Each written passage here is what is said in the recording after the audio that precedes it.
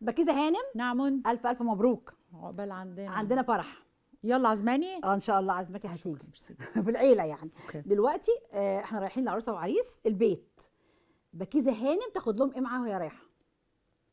بصي الصراحه الاول كنت باخد هدايا، وبعدين بعد كده قعدت حطيت نفسي مكانهم. دايما العرسان في اول حياتهم بيبقوا محتاجين فلوس، وبالذات ان انت مثلا لو خدت لهم فازه، لو خدت لهم الحاجات دي هم ممكن يكونوا مش محتاجينها قوي.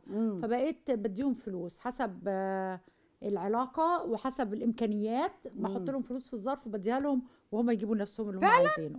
ما كنتش بتعملي كده قبل كده؟ وانت اتجوزتي قريب ولا حاجه؟ لا ما عملتليش كده. ما اتجوزتش الست، متجوزه من قبل ما اعرفها.